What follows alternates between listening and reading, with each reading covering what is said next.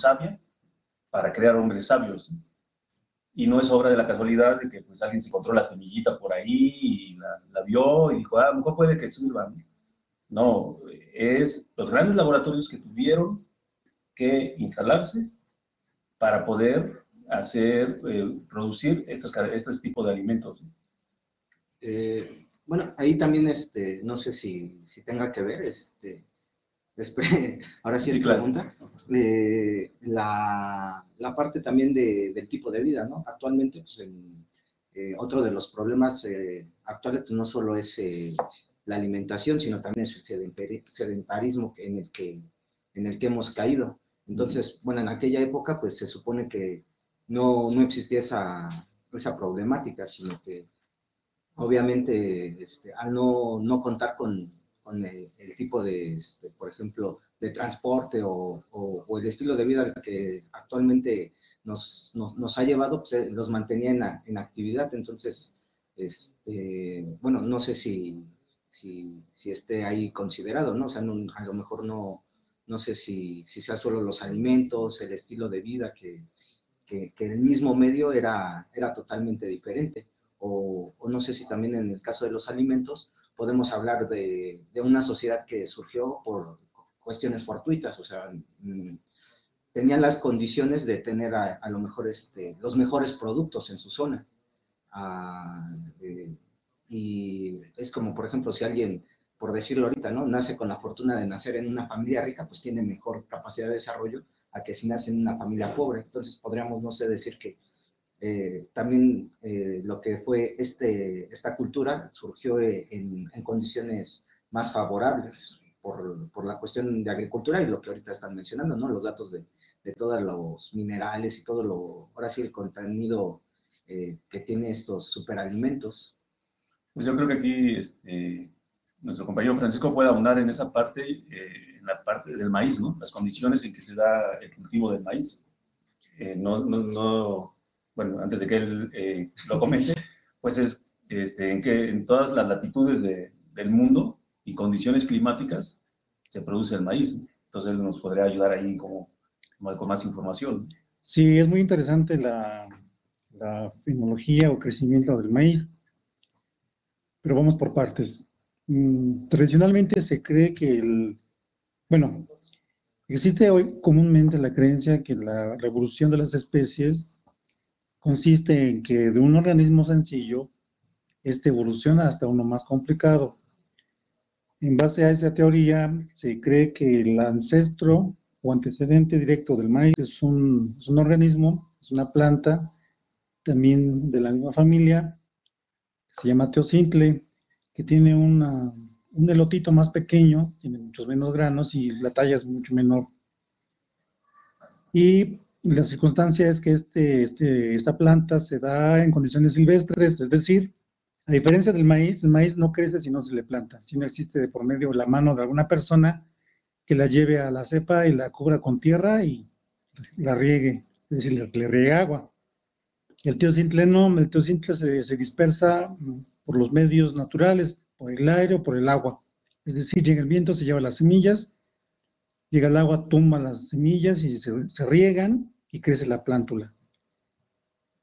Esta diferencia significa que los medios por los cuales obtuvieron el maíz fueron diferentes a lo que se conoce como la línea evolutiva, porque no existe la posibilidad, desde el punto de vista natural, que una planta que está acostumbrada a dispersarse silvestremente encuentre una asociación, digamos, simbiótica con un ser vivo, como el ser humano, para que éste la deposite en el lugar y empiece a crecer. Es decir, no existe eso en la naturaleza, no se da al revés. O sea, es más fácil que una planta que es doméstica se vuelva silvestre a que una planta silvestre adopte todas las características de plantamiento, de plantación que exige el maíz. El maíz, insisto, no se puede dar, no puede crecer si no existe la siembra. El teocintle no, se da en forma natural. Genéticamente el teocintle es diferente al maíz. Los analistas han determinado que no tienen el mismo número de cromosomas, lo que hace que sean especies diferentes. Se parecen fenológicamente o morfológicamente, es decir, su aspecto exterior sí son diferentes, pero son especies distintas. Otra particularidad del maíz es de que prácticamente tiene una gama de colores muy interesante. Eh, las plantas silvestres, normalmente lo que se observa en la naturaleza es que cuando existe mucha variedad de estos organismos es porque no son silvestres. La naturaleza tiende a hacer simples las cosas.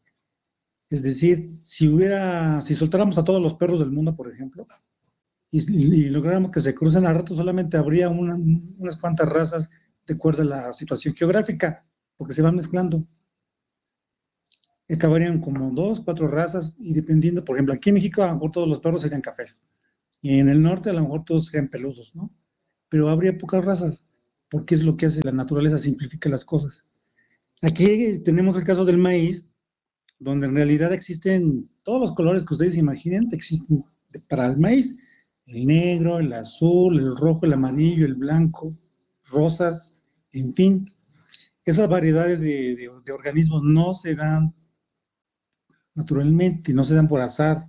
La evolución tal cual está planteada no permitiría que hubiera esa diferenciación, sino por el contrario, tendería a simplificar, habría nada más 1 o 2 tipos de maíz, y lo que significaría que el maíz tiene una desventaja con respecto a las demás plantas, porque depende del hombre, depende del ser humano, y las demás plantas no dependen de él. Eso significa que a la larga el maíz desaparecería si desaparece el hombre. Si desaparece la cultura del maíz, es porque el hombre ya no existe, no al revés. Entonces tenemos algo muy importante. El teosimple no es el ancestro evolutivo del maíz, son plantas diferentes. El maíz es más probable que haya sido una creación genética de laboratorio, y cuando decimos laboratorio y genética pensamos que son matraces, que son, no, es una práctica muy sencilla que consiste en seleccionar los caracteres que estamos buscando y empezarlos a reproducir.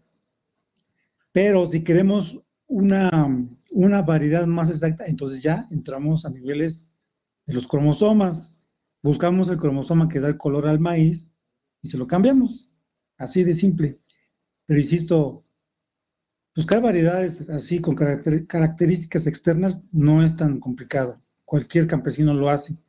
Pero ya hablando de colores, incluso de tamaños, ya no es tan fácil, porque ya se requiere de un conocimiento de los cromosomas, porque son los responsables de la manifestación de los caracteres exteriores de cualquier ser vivo. O sea, los cromosomas son las causantes de que seamos morenos, seamos güeros, las plantas tengan hojas, tengan tallo, no tengan hojas, no tengan tallo, el color, todo esta información está en los cromosomas.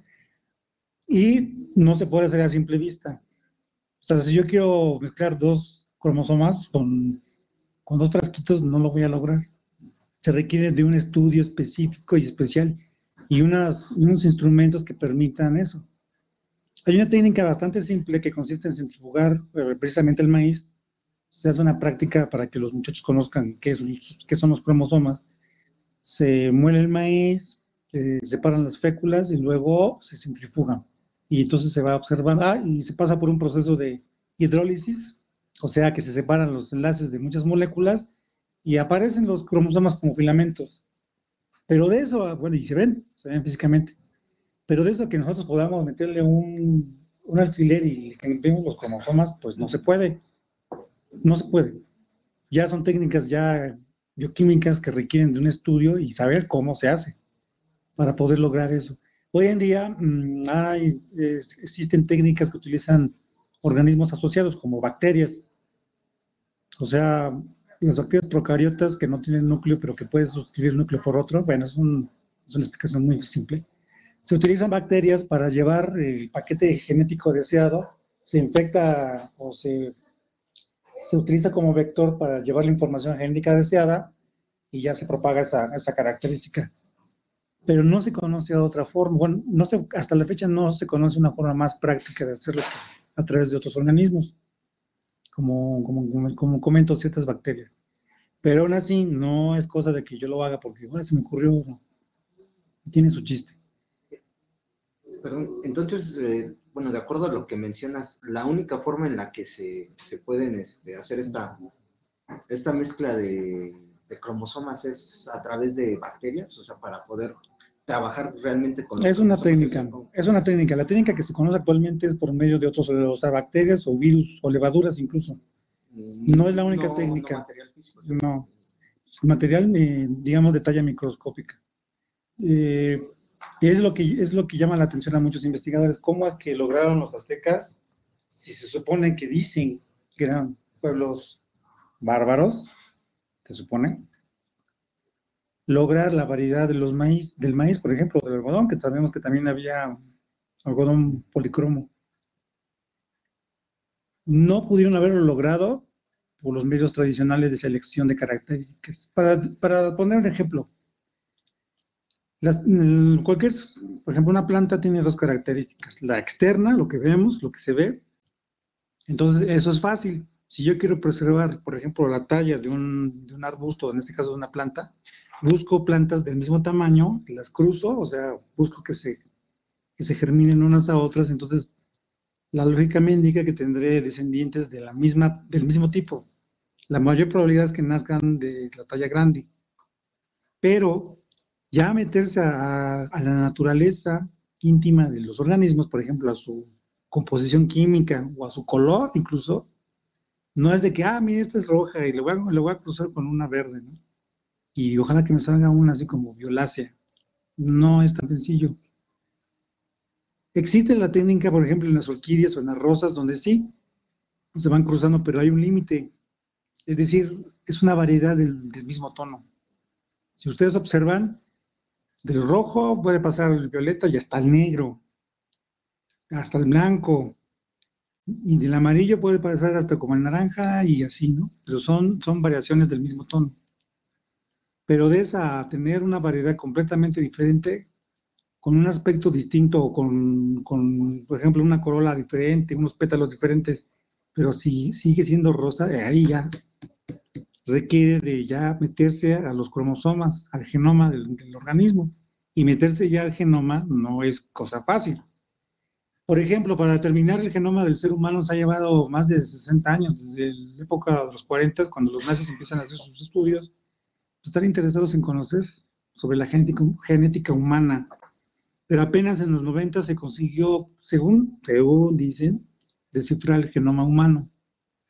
O sea, conocer cuáles son las combinaciones de bases que codifican los genes. Se supone que ya lo saben, pero bueno, eso es en teoría.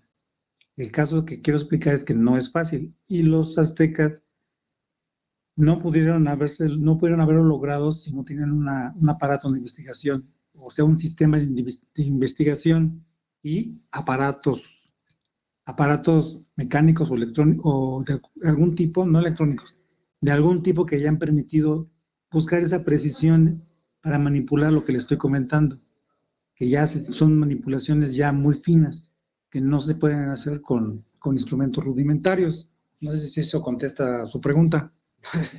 Sí, bueno, creo que quedó, ahí sí no conocía, bueno, los datos de lo que se requiere para hacer las combinaciones genéticas, no sé, ya Ya le quedó más claro. creo que, bueno, sí, en ese aspecto sí, porque lo que siempre había escuchado era eso, ¿no? Que, que era su antecedente el teocintle, ¿no? Pero pues no conocía todas esas características. Y tal vez a lo mejor mencionando, no sé el teocintle, hay muchas especies que ya están extintas, ¿no? Y Posiblemente el antecesor está extinto, pero ya con los datos que me comentan, pues ya tienen otra... hay algo interesante en lo que comenta usted. Si yo agarro una planta de teocintle, jamás voy a poder crear